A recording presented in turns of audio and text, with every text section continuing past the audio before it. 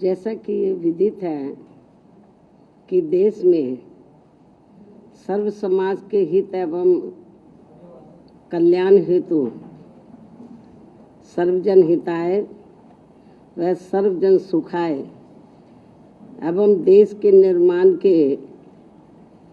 पवित्र उद्देश्यों के लिए परम पूज्य बाबा साहब डॉक्टर भीमराव अम्बेडकर ने अपने आजीवन अथक संघर्षों के अनुभवों के आधार पर भारत को जो हर मामले में मानवतावादी बेहतरीन संविधान दिया है, तो उसका केंद्र में रही सत्ता के दौरान पहले कांग्रेस पार्टी ने और अब उसके बाद पिछले कुछ वर्षों से सत्ता में बीजेपी के नेतृत्व में चल रही एनडीए की सरकार के लोगों ने भी देश के करोड़ों देशवासियों के लिए व्यापक जन व देश हित में कभी भी इस पर अपनी पूरी ईमानदारी व निष्ठा से अमल नहीं किया है, बल्कि इन दोनों ही पार्टियों ने तथा इनके समर्थकों ने भी ज़्यादातर अपनी अपनी पार्टी की विचारधारा, सिद्धांतों एवं अपने राजनीतिक स्वार्थ के तहत संविधान में समय समय पर काफ़ी गैर जरूरी परिवर्तन भी कर दिए हैं, जिसकी देश में एकमात्र अम्बेडकरवादी बीएसपी पार्टी कड़े शब्दों में निंदा करती है, क्योंकि देश के बहुजनों में से खासकर करोड़ों गरीबों, मजदूरों, किसानों, महिलाओं, छोटे व्यापारियों एवं अन्य मेहनतकश लोगों को यही लगता है कि शुरू में केंद्र व देश के अधिकांश राज्यों में भी काफ़ी लंबे समय तक सत्ता में आसीन रही कांग्रेस पार्टी ने और अब बीजेपी ने भी अपनी अपनी सरकार की गलत नीतियों एवं जन विरोधी चाल चरित्र व चेहरे को छिपाने तथा लोगों का ध्यान उन पर से हटाने के लिए ही अब ये ऐसी चालें ही चलती रहती हैं, जिनका क्रम न केवल आज भी जारी है, बल्कि इन मामलों में अक्सर कांग्रेस व बीजेपी ये दोनों पार्टियां अंदर अंदर एक होकर आपस में ही मिली रहती हैं और इनकी सभी अपनी गलत नीतियों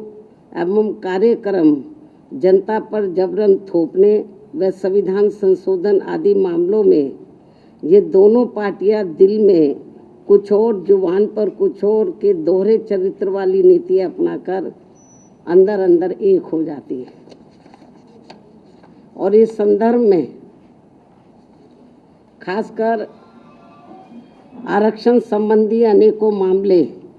देश के दलितों, आदिवासियों व अन्य पिछड़े वर्गों के लोगों के सामने अभी भी ताज़ा है, जिससे स्पष्ट तौर पर इन वर्गों के साथ साथ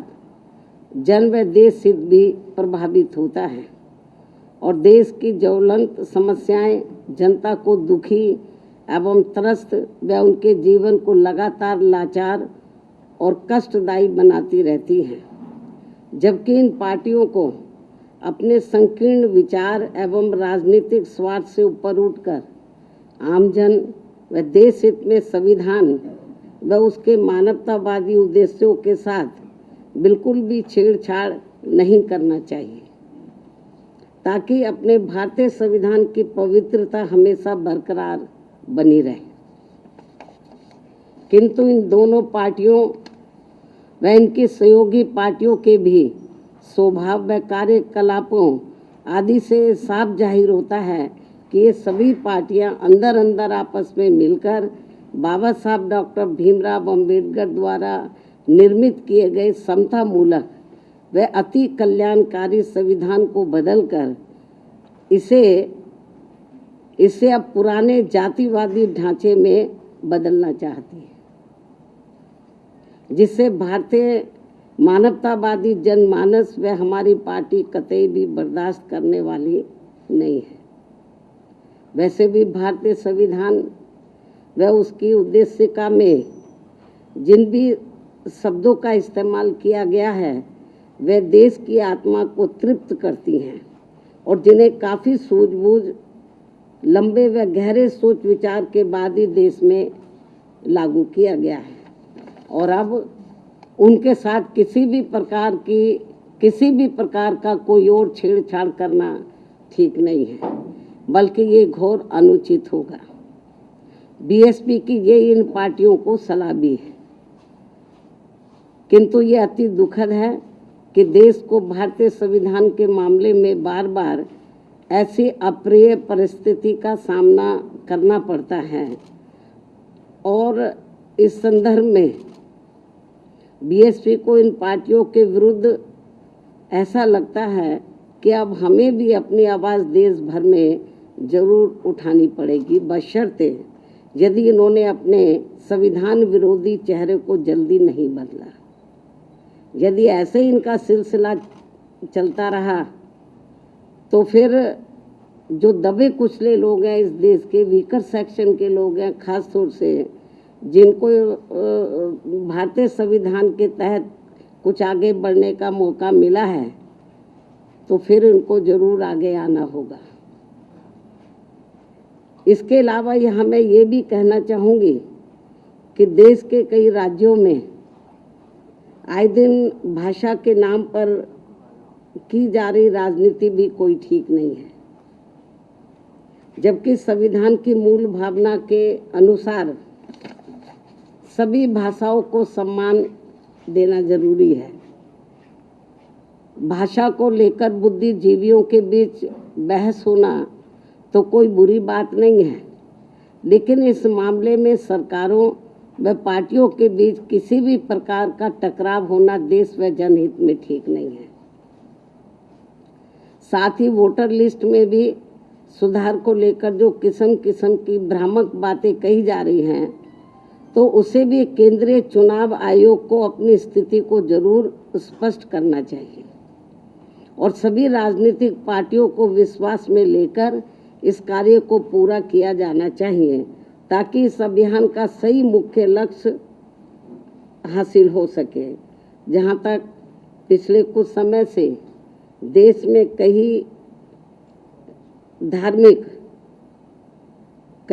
धार्मिक कार्यक्रमों को लेकर जो जातीय उन्माद, टकराव व हिंसा की स्थिति पैदा की जा रही है तथा कहीं जातिवादी मानसिकता के तहत खासकर दलित एवं अन्य उपेक्षित वर्गों के लोगों का जो शोषण, अत्याचार व उत्पीड़न आदि किया जा रहा है, ये भी कोई अच्छी बात नहीं है, बल्कि अपने राजनीतिक स्वार्थ की पूर्ति के लिए आपसी भाईचारा बिगाड़ने वाली वास्तव में संविधान की सही मंशा के विरुद्ध ये कार्य होगा, तो इसे लोग बर्दाश्त नहीं करेंगे, जिससे सभी को बचना चाहिए। साथ ही बंगाल सहित पूरे देश में अब कहीं पर भी हमारी महिलाएं पूरे तौर से सुरक्षित नहीं हैं, ये भी बड़ी चिंता की बात है। इस मामले में भी केंद्र व सभी राज्य सरकारों को जरूर ध्यान देना चाहिए। इसके साथ साथ देश में बीच बीच में हो रही आतंकवादी गतिविधियों को भी रोकने के लिए केंद्र सरकार को हमेशा सजग व पूरी तैयारी के साथ रहना चाहिए, ताकि अब आगे कोई भी आतंकवादी संगठन अपने किसी भी मकसद में कामयाब ना हो सके। इसके अलावा इस समय पूरी दुनिया में जो कुछ चल रहा है, तो उस पर भी केंद्र सरकार को अपनी पैनी नज़र रखनी चाहिए और इस मामले में कोई भी फैसला लेने से पहले यदि केंद्र की सरकार विपक्ष को भी गुड फेथ में ले लेती है तो ये बेहतर होगा। इन्हीं जरूरी खास मुद्दों के साथ ही अब मैं अपनी पार्टी की गतिविधियों के बारे में भी ये कहना चाहूँगी कि इस वर्ष सन 2025 के शुरू होते ही हमारी पार्टी ने पूरे देश में पार्टी संगठन की समीक्षा करने के साथ साथ इस दौरान सभी स्तर की कमेटियों के गठन करने की तरफ भी विशेष ध्यान दिया है। और इस संबंध में मैंने इस वर्ष 29 जनवरी को दिल्ली पार्टी केंद्र कार्यालय में और 2 मार्च को लखनऊ पार्टी प्रदेश कार्यालय में तथा पिछले महीने दिनांक 18 मई को पुणे दिल्ली में पार्टी की ऑल इंडिया की बैठक बुलाई थी, जिसमें उन्हें जरूरी दिशा निर्देश भी दिए गए, जिसकी काफ़ी कुछ जानकारी मीडिया बंधुओं को भी मेरे ट्वीट पर, प्रेस नोट आदि के जरिए मिलती रही है, जिन्हें मैं यहाँ फिर से दोहराना नहीं चाहती हूँ। इतना ही नहीं बल्कि इस मामले में यूपी व उत्तराखंड स्टेट की तथा अन्य राज्यों की भी बीच बीच में दिल्ली व लखनऊ में भी अलग अलग से मेरी बैठकें होती रही हैं। और वैसे भी ये सिलसिला तब तक चलता रहेगा जब तक पूरे देश में पार्टी का हर स्तर का संगठन सही से बनकर तैयार नहीं हो जाता है। इसके बाद फिर देश के सभी राज्यों में समय समय पर होने वाले विधानसभा आम चुनाव में तथा आगे चलकर देश में होने वाले लोकसभा आम चुनाव में व राज्यों में भी होने वाले स्थानीय चुनावों आदि में भी पार्टी की विचारधारा एवं सिद्धांतों के तहत ही पार्टी व मूवमेंट के हित में आगे की रणनीति भी तैयार की जाएगी। कहने का तात्पर्य यह है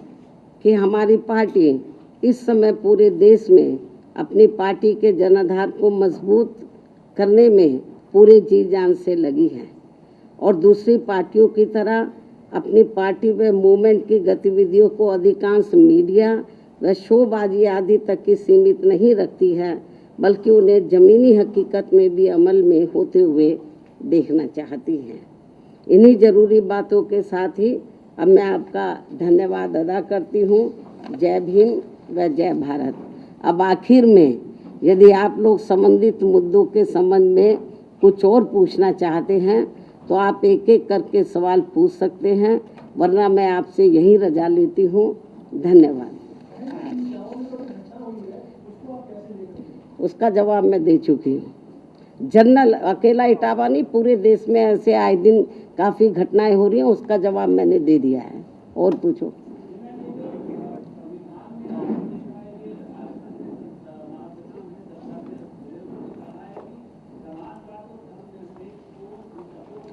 इस संबंध में मैंने ये कहा है कि भारतीय संविधान की जो मूल भावना उद्देश्य है, जो भी कुछ प्रस्तावना में जो भी कुछ अंकित किया गया है, दर्शाया गया है, उसको ध्यान में, उसके साथ कोई छेड़छाड़ नहीं होना चाहिए। अब आरएसएस के लोग क्या कहते हैं, बीजेपी वाले लोग क्या कहते हैं, कांग्रेस के लोग क्या कहते हैं, मुझे उसके बारे में कुछ नहीं कहना। लेकिन भारतीय संविधान के साथ यदि किसी भी प्रकार का किसी छेड़छाड़ किया जाएगा भारतीय संविधान के उद्देश्यों के साथ, तो हमारी पार्टी चुप नहीं बैठेगी। हमारी पार्टी इसके विरोध में मैदान में जरूर सड़कों पर उतरेगी। अभी हम सब इनके ऊपर पैनी नज़र रखे हुए हैं। ठीक है फिर।